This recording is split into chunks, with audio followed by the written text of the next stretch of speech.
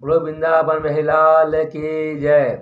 आइए भक्तों, माताओं, श्रोताओं, मेरे इस धार्मिक चैनल में आप सभी लोगों को स्वागत है। इस चैनल को सब्सक्राइब, घंटी को ऑल पर सेट करें, वीडियो को लाइक करें, शेयर करें। बोलो वृंदावन महिलाल की जय।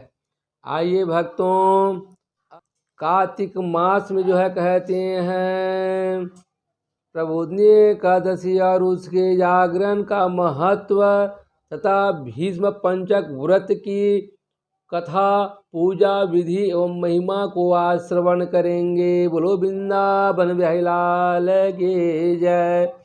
इस प्रकार नैमिषारण्य नामक क्षेत्र में जो है 88,000 संत, साधु, महात्मा, ऋषि, वैष्णव और ब्राह्मण, शौनक आदि गण वैष्णवोत्तम बैठे हुए भगवत चर्चा कर रहे हैं, भगवान की लीलाओं का गान कर रहे हैं। और वहाँ पर जो है सत्संग महात्म्य चल रहा था और व्यास जी महाराज के परम शिष्य सूत जी के वैष्णव महाराज के मुखार बिंदु से नाना पुकार प्राणगंध महात्म्य को कथा को श्रवण कर रहे हैं। और सूर्य महाराज जी कहते हैं कि हे वैष्णव गण, हे सोनगादि ऋषिगण, महात्मा गण, प्रबोधिनी एकादशी और उसके जागरण का महत्व तथा भीष्म पंचक व्रत की विधि विधान महात्मा को भोलेनाथ भंडारी महादेव जी भगवान के द्वारा अपने पुत्र कार्तिकेय महाराज जी को श्रवण कराए हुए हैं। उस महात्मा कथा को मैं आप लोगों को कह करके सुनाता हूँ। इस प्रकार इस महात्मा कथा को जो है कहते हैं पूर्व काल में पांडव अर्थात राजा युधिष्ठिर के द्वारा में सभा में बैठे विनय पूर्वक पूछे जाने पर सच्चिदानंद परम परमात्मा भगवान श्री कृष्ण के मुखार बिंदु से कथा को श्रवण कर रहे हैं। महादेव जी भगवान कहते हैं कि हे सुरश्रेष्ठ, हे कार्तिकेय, अब प्रबोधिनी एकादशी का महात्म्य कथा विधि को श्रवण करो।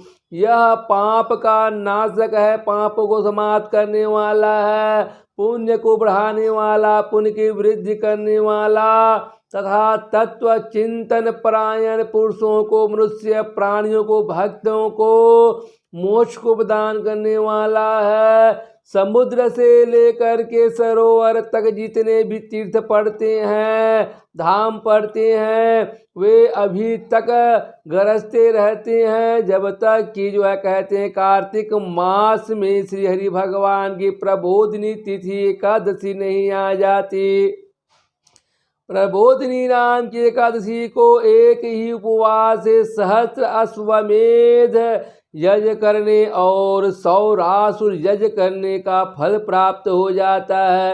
इस चराचर त्रिलोकी में जो वस्तु अत्यंत दुर्लभ मानी गई है उसे भी मांगने पर हरि प्रबोधिनी एकादशी प्रदान कर देती है, पूरा कर देता है। यदि हरि प्रबोधिनी एकादशी की उपवास किया जाए तो वह अनायासी ऐश्वर्य है, संतान है, ज्ञान, राज्य और सुख संपत्ति को प्रदान करती रहती हैं। मनुष्य भक्त प्राणी चाहे नर हो या नारी के किए हुए मेरु पर्वत के समान बड़े बड़े क्यों पापों का भी ना हो, उन संपूर्ण पापों को भी हरि बोधिनी नाम की एकादशी एक ही उपवास से भस्म कर डालती है, सारे पाप को जो है कहते मिटा देती है। जो प्रबोधिनी एकादशी को जो है स्वभाव से ही विधि पूर्वक उपवास करता है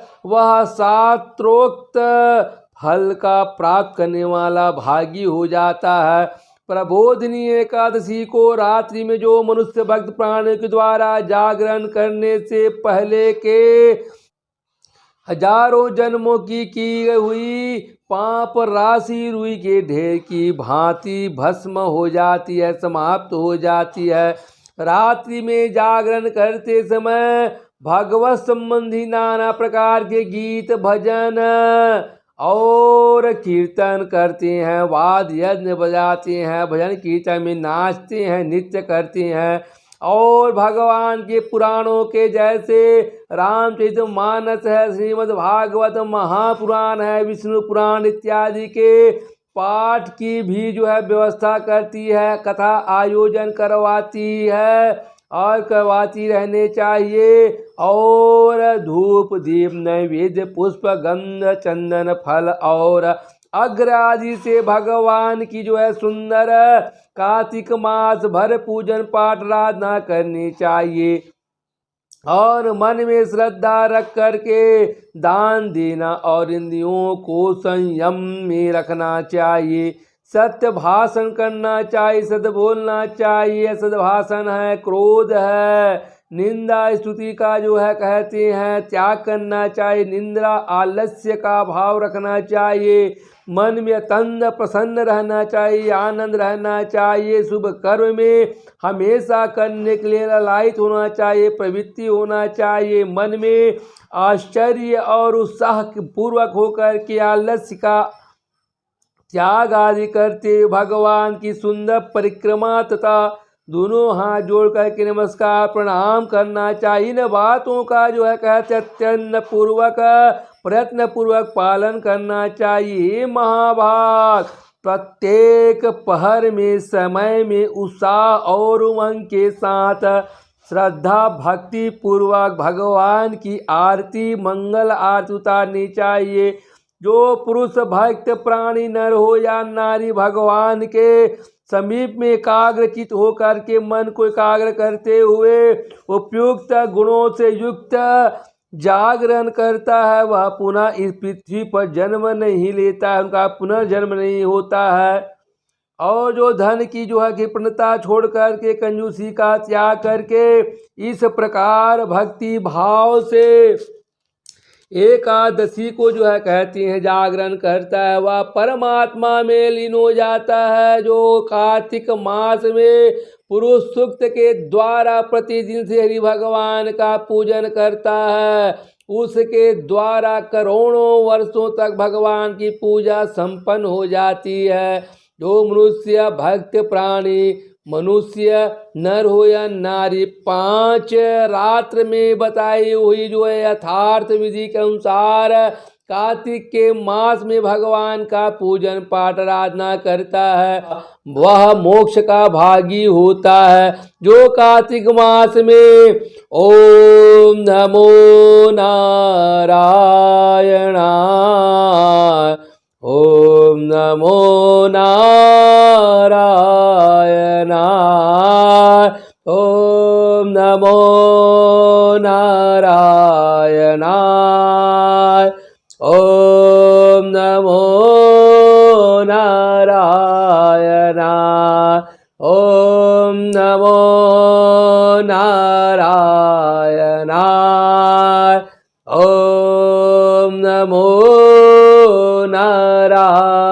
नारायणाय, ओम नमो नारायणाय,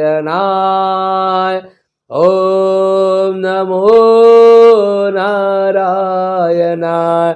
इस ओम नमो नारायणाय मंत्र के द्वारा श्री भगवान की अर्चना करता है, पूजन पाठ आराधना करता है, वह नरक के दुखों से छुटकारा पा करके अनामय पद को प्राप्त हो जाता है। अजो कार्तिक मास में श्री विष्णु सहस्त्रनाम का तथा गजेंद्र मोक्ष का पाठ करता रहता है मास भर, उसका पुनर्जन्म नहीं होता।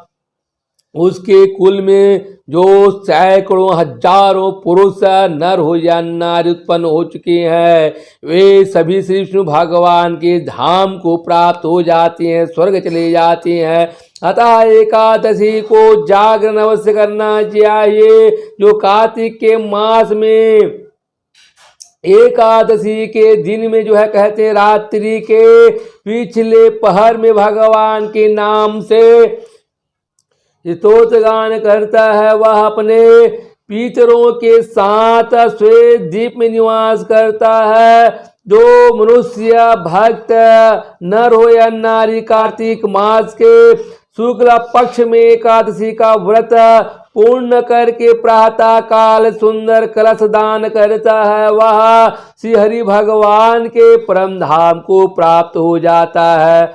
और व्रत करने वाले वह व्रतधारियों में श्रेष्ठ कार्तिकेय, अब मैं तुम्हें महान पुण्य प्रदायक व्रत को बतलाता हूँ। यह व्रत कार्तिक मास के अंतिम 5 दिनों में किया जाता है, जिसे भीष्म जी ने भगवान वासुदेव से प्राप्त किया था। इसलिए यह व्रत भीष्म पंचक नाम से संसार सागर में विख्यात हुआ है, प्रसिद्धि को प्राप्त हुआ है। भगवान केशव के सिवाय दूसरा कौन ऐसा है जो इस व्रत के गुणों का यथावत वर्णन कर सके, बतला सके। महात्मा महिमा को वशिष्ठ, भृगु और गर्ग आदि मुनीश्वरों ने सतयुग के आदि में कार्तिक मास के शुक्ल पक्ष में इस पुरातन धर्म का अनुष्ठान किया था। राजा अम्बरीश ने भी त्रेता आदि युगों में इस भीष्म पंचक व्रत का पालन किया था। वैष्णव ब्राह्मणों ने ब्रह्मचर्य पालन, जप तथा हवन कर्म आदि के द्वारा, और क्षत्रियों एवं वैश्यों ने सत्य, शौच आदि के पालन पूर्वक इस भीष्म पंचक व्रत का अनुष्ठान किया है। सत्यहीन मूढ़ मनुष्यों के, नर हो या नारियों के लिए इस व्रत भीष्म पंचक व्रत का अनुष्ठान असंभव हो जाता है। जो इस भीष्म पंचक व्रत को पूर्ण कर लेता है, पूरा कर लेता है, उसने मानो सब कुछ कर लिया है। कार्तिक के मास के शुक्ल पक्ष में एकादशी के दिन को विधि पूर्वक स्नान करके 5 दिनों तक जो है भीष्म पंचक नाम का व्रत को ग्रहण करना चाहिए। और भीष्म पंचक व्रत करने वाला व्रती पुरुष नर हो या नारी प्रातः काल स्नान के बाद मध्याह्न के समय भी नदी, झरने या पोखरे पर जाकर के शरीर में गोबर लगाकर के विशेष रूप से स्नान करना चाहिए। फिर चावल, जौ और तिलों के द्वारा क्रमशः देवताओं, ऋषियों और पितरों का दर्पण करे और मौन को धारण होकर के मौन भाव से स्नान करके धुले हुए वस्त्र पहन करके दृढ़ता पूर्वक भीष्म पंचक व्रत का पालन करना चाहिए। वैष्णव ब्राह्मण को पंच रत्न दान यथाशक्ति करना चाहिए। लक्ष्मी सहित भगवान श्री विष्णु का प्रतिदिन पूजन आराधना करना चाहिए। इस भीष्म पंचक व्रत के अनुष्ठान से मनुष्य, नर हो या नारी, भक्त प्राणी साल भर के संपूर्ण व्रतों का फल प्राप्त कर लेता है। जो मनुष्य, भक्त प्राणी, नर हो या नारी निम्नांकित मंत्रों से भीष्म जी को जलदान देता है और अग्र के द्वारा उनका पूजन सत्कार करता है, वह मोक्ष का भागी होता है। मंत्र इस प्रकार है।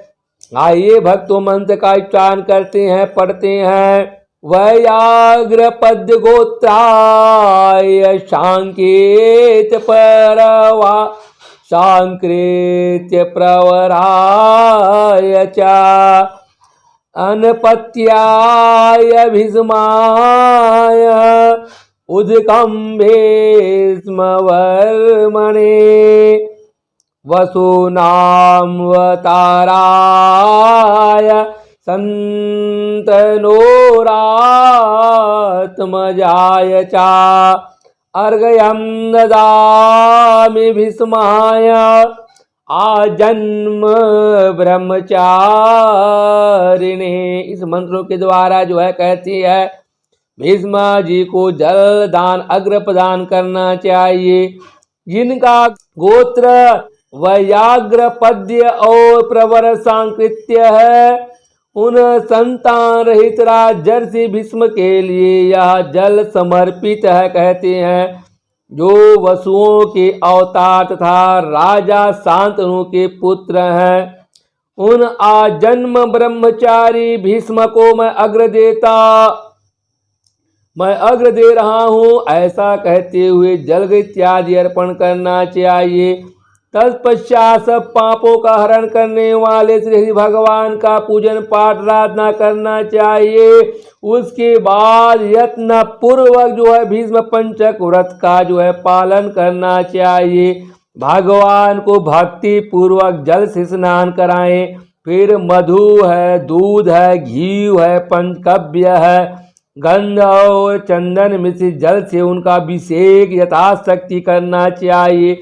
उसके पश्चात सुगंधित चंदन और केसर में कपूर और खस मिला करके भगवान किसी ग्रह पर उसका लेपन करना चाहिए। फिर गंध और धूप के साथ सुंदर फूलों से श्री हरि भगवान की श्रद्धा भक्ति के अनुसार पूजन पाठ आराधना करना चाहिए तथा उनकी प्रसन्नता के लिए, आनंद के लिए श्रद्धा भक्ति पूर्वक घी मिलाया हुआ गूगल जलाएं और लगातार 5 दिनों तक भगवान के समीप में दिन और रात अखंड दीप कलश को जलाए रखना चाहिए। देवाधिदेव श्री विष्णु भगवान को नैवेद्य के रूप में अन्न निवेदन करना चाहिए। इस प्रकार भगवान का स्मरण और उन्हें प्रणाम करके उनकी अर्चना पूजन करना चाहिए। फिर ओम नमो वासुदेवाय,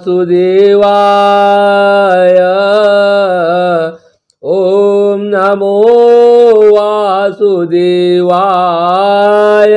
ओम नमो वासुदेवाय, ओम नमो वासुदेवाय, ओम नमो वासुदेवाय, ओम नमो वासुदेवाय। ओम नमो वासुदेवाय इस मंत्र का 108 बार जप करना चाहिए। ईश्वराक्षर मंत्र के अंत में स्वाहा, ओम नमो वासुदेवाय स्वाहा, इस पद को जोड़ करके उसके इस प्रकार उच्चारण पूर्वक घी से मिश्रित तिल, चावल और जौ आदि से जो है कहते हैं अग्नि में हवन, कुंड में हवन करना चाहिए। सायं काल में संध्योपासना करके भगवान गरुड़ ध्वज को जो है कहते दोनों हाथ जोड़ करके प्रणाम करना चाहिए और विधि पूर्वक इस अक्षर मंत्र का जाप करके व्रत पालन पूर्वक पृथ्वी पर जो है कहते व्रत करने वाले प्राणी नर हो नारी व्रत करने वाले श्रद्धा भक्ति रखने वाले जो है पुरुषों को सहन करना चाहिए। इन सब विधियों का जो है कहते 5 दिनों तक पालन करते रहना चाहिए। एकादशी को जो है सनातन भगवान हृषिकेश का पूजन करके थोड़ा सा गोबर खाकर उपवास करना चाहिए। और फिर द्वादशी को व्रत करने वाले पुरुष नर नारी भूमि पर बैठ करके मंत्राचरण के साथ गौमूत्र का पान करके उपवास करना चाहिए। त्रयोदशी को जो है कहते हैं दूध पी करके रहे। चतुर्थी तिथि को दही भोजन करके रहे। इस प्रकार शरीर की शुद्धि के लिए 4 दिनों का लंघन उपवास निर्जला करके 5वें दिन स्नान के पश्चात विधि पूर्वक भगवान की की पूजन आराधना करना चाहिए कहते हैं। और भक्ति के साथ वैष्णव संत साधु महात्मा ब्राह्मणों को भोजन करा कर उन्हें यथाशक्ति दक्षिण इत्यादि देना चाहिए। पाप बुद्धि का परित्याग करके छोड़ करके निर्मल बुद्धि से बुद्धिमान पुरुष भक्त प्राणियों के द्वारा ब्रह्मचर्य का पालन करना चाहिए। शाकाहार से अथवा मुनियों के अन्न तिन्नी के चावल से इस प्रकार निर्वाह करते हुए मनुष्य भक्त प्राणी कृष्ण भगवान के पूजन में संलग्न रहना चाहिए। उसके बाद रात्रि में पहले पंचगव्य पान करके फिर पीछे अन्न भोजन करना चाहिए। इस प्रकार भली भांति व्रत की पूर्ति करने से मनुष्य भक्त प्राणों के द्वारा शास्त्रोक्त फल पाने का भागी हो जाता है। इस भीष्म पंचक व्रत का अनुष्ठान करने से मनुष्य भक्त प्राणी परम पद को प्राप्त कर लेता है। स्त्रियों को भी अपने स्वामी की आज्ञा लेकर इस धर्म वर्धक भीष्म पंचक व्रत का अनुष्ठान करना चाहिए। विधवाएं औरत माताएं भी मोक्ष सुख की वृद्धि संपूर्ण कामनाओं की पूर्ति तथा पुण्य की प्राप्ति के लिए इस भीष्म पंचक व्रत का पालन कर सकती हैं। भगवान विष्णु के चिंतन में लगे रह करके प्रतिदिन बलि वैश्व देव भी करना चाहिए। यह आरोग्य और पुत्र प्रदान करने वाला तथा महापातकों का नाश करने वाला है। एकादशी से लेकर पूर्णिमा तक जो इस भीष्म पंचक व्रत है वह इस पृथ्वी पर भीष्म पंचक के नाम से ख्यात हुआ जाना जाता है। भोजन परायण पुरुष के लिए इस भीष्म पंचक व्रत का निषेध बतलाया गया, वह नहीं कर सकता। इस भीष्म पंचक व्रत का पालन करने पर भगवान विष्णु शुभ फल प्रदान करते हैं। महादेव भगवान परम परमात्मा कहते हैं कि हे कार्तिकेय, यह मोक्षदायक शास्त्र अनाधिकारी जो पुरुष श्रद्धा भक्ति से हीन होते हैं, दुष्ट होते हैं, पापाचारी होते हैं, ऐसे मनुष्य प्राणियों के सामने इसे प्रकाशित करने योग्य नहीं है। उन व्यक्तियों को नहीं बतलाना चाहिए। और जो मनुष्य इसका श्रवण करता है, सुनता है, श्रद्धा है, भक्ति है, धर्म का पालन करता है, धर्म को मानने वाला है, कथा श्रवण करने में रुचि रखने वाला होता है, उन्हीं को यह भीष्म पंचक मोक्षदायक महात्मा कथा को सुनाना चाहिए, कहना चाहिए। वह मोक्ष को प्राप्त हो जाता है, मोक्ष प्रदान करने वाला होता है। हे कार्तिकेय, इस भीष्म पंचक व्रत को यत्न पूर्वक गुप्त रखना चाहिए। जो त्यागी मनुष्य हैं, भक्त हैं, प्राणी हैं, वे भी यदि इस व्रत का अनुष्ठान करें तो उनके पुण्य को बतलाने में मैं असमर्थ हूँ। इतना अधिक असंख्य पुण्य बतलाया गया है। इस प्रकार कार्तिक मास का जो कुछ भी फल होता है, मिलने वाला होता है, वह सब मैंने बतला दिया है। परम परमात्मा भगवान सच्चिदानंद श्री कृष्णचंद्र महाराज जी कहते हैं, हे राजा युधिष्ठिर, देव देव भगवान शंकर भोलेनाथ भंडारी ने अपने पुत्र कार्तिकेय की मंगल कामना से यह भीष्म पंचक व्रत उसे बताया था। और पिता के वचन को सुनकर के कार्तिकेय महाराज आनंद से मग्न हो गए, आनंदित हो गए। जो मनुष्य नर हो या नारी भक्त भक्ति पूर्वक इस कार्तिक मास के महात्मय कथा का जो है कहते हैं पाठ करता है, कथा को श्रवण करता है, सुनता है और सुन करके अपने अंतःकरण हृदय में सुदक्ष धारण करता है, वह सब अपने पापों से मुक्त हो जाता है, रहित हो जाता है और भगवान के विष्णु धाम में अंत होने पर उसके विष्णु लोक में चला जाता है। इस कार्तिक मास के प्रबोधिनी एकादशी और भीष्म पंचक महात्मय कथा का श्रवण करने मात्र से ही धन धान्य यश पुत्र आयु और आरोग्य की प्राप्ति हो जाता है। इस कार्तिक मास के जो है एकादशी के दिन प्रबोधिनी नाम की एकादशी का व्रत करने का महात्मय कथा और एकादशी से पूर्णिमा तक 5 दिनों तक भीष्म पंचक व्रत महात्मा की कथा पूजन पाठ आराधना विधि को जो है कहते हैं व्यास जी महाराज के परम शिष्य सूर्यमुखार बिंदों से सौनक वैष्णव आदि महात्मा श्रवण किए हैं। भोलेनाथ भंडारी महादेव के मुखार बिंदों से उनके पुत्र स्वामी कार्तिकेय महाराज श्रवण किए हैं। सचिदानंद कृष्ण महाराज मुखार बिंदु से पांडव में श्रेष्ठ राजन राजा युधिष्ठिर इत्यादि 5 पांडव महात्मा गण जो है कथा को श्रवण की है।